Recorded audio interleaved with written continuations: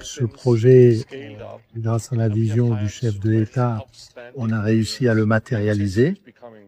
C'est un projet qui va avoir un impact sur le pays, sur la longueur. Et aussi, nous avons employé énormément de Guinéens aujourd'hui qui travaillent au sein de Rio Tinto, mais qui aussi commencent à travailler dans les opérations de Rio Tinto à travers le monde. Donc vraiment, Rio Tinto et la Guinée se sont intégrés l'un à l'autre et nous sommes dans une position aujourd'hui où nous avons vraiment appris à aimer ce pays.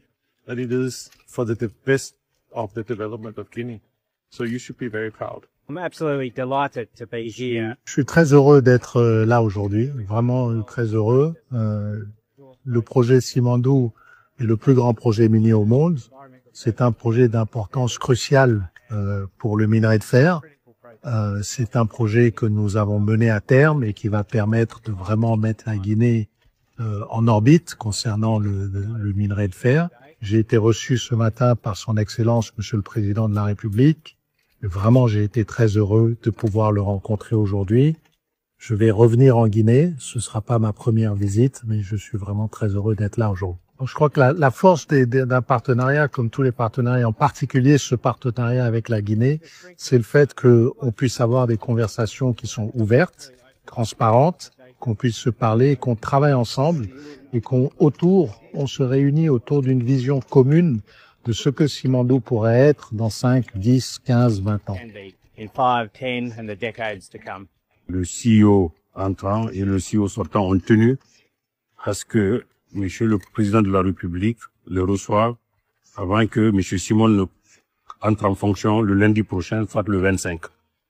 Cela démontre à suffisance l'importance que le groupe Rio Tinto accorde au leadership, à la vision du Président de la République, mais également l'importance du projet Simandou dans son portefeuille.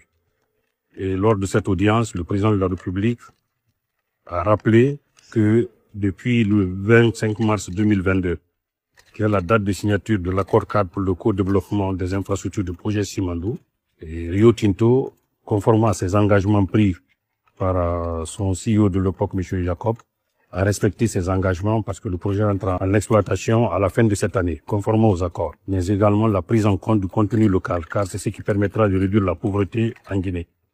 Et contenu local, c'est 3 axes conformément à la vision du Président de la République: donner des opportunités des emplois aux Guinéens, donner des opportunités d'affaires aux entreprises à capitaux guinéens, la formation et le transfert de technologies en faveur des Guinéens, mais également la question de la transformation sur place de minerais en acier, de 500 000 tonnes d'acier ou 2 millions de tonnes de pellets, conformément aux accords.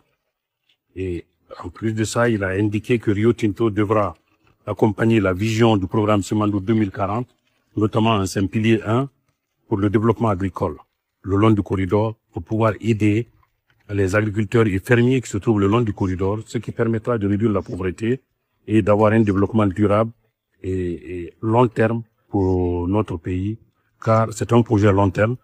Comme il a indiqué, c'est un projet stratégique, c'est un projet économique qui devra s'inscrire dans la vision de la Guinée, et à ce titre que lui-même, en tant que principal chef de projet, et il donnera des instructions fermes au comité stratégique du projet Simandou et à son président, M. Djiba Diakité, et au gouvernement pour que, ensemble, on continue à accompagner Rio Tinto dans ses investissements afin de diversifier ses investissements en Guinée.